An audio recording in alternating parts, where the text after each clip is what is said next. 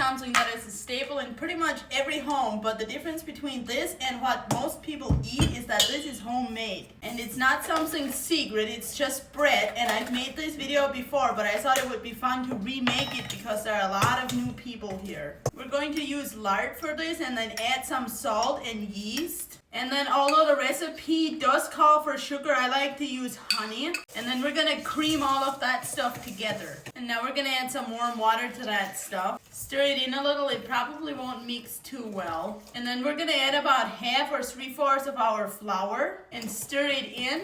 We're gonna stir in as much of the flour as we can with a spoon, and then once it gets too stiff, go in with your hand and start kneading it. Once you have all of the flour kneaded in, we're gonna shape this dough into a ball and then take some lard and we're going to grease the bowl. Now take a towel and cover the dough and we're gonna let it set and rise for 30 minutes. This dough has almost doubled in size now and it's been a little over 30 minutes, so we're gonna knead it down. Shape it into a ball again and we're gonna cover it with our towel and go let it rise again. It's time to knead this down again, shape it into a ball again, and we're gonna cover it and let it rise one more time. Dough is done rising now, so we're going to take 2 bread pans and grease the sides and the bottoms with some lard. Now we're gonna take the dough and knead it down, and then we're gonna cut it into 2 equal sized pieces. Now we shape it into a loaf shape. And now because we don't want any air bubbles in it, we're going to spank it to get the air bubbles out. Once you have those out, tuck it into the bottom. Make sure it's nice and round. Then we're going to put it into our loaf pan and squeeze it down. And then because I don't like air bubbles in my bread at all, I'm going to take a fork and punch some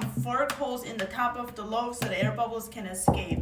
And then we're going to take our towel and we're going to cover these and let them rise. Once your bread is done rising, we're going to go stick it in the oven to bake it. I just pulled this bread out of the oven. It's nice and golden, so I'm going to take it out of the loaf pan and put it on the crate. And then I always take a wet towel and cover the bread with that to let it cool off so the tops get soft. This bread is pretty much cooled off now, so I'm going to slice into one of the loaves. It is very, very soft and beautiful. Look at that texture, it is just plain gorgeous. And it smells wonderful. Let's take a bite and make sure it tastes right. Yep, tastes like homemade bread, and in case you're wondering, homemade bread does not taste like it is even related to store-bought bread. And this one is so simple to make, it is almost impossible to mess it up. So if you want this easy recipe, it is in my Amish cookbook under Simple White Bread. And the cookbook is available on my website link if you click on the link on my profile. Enjoy!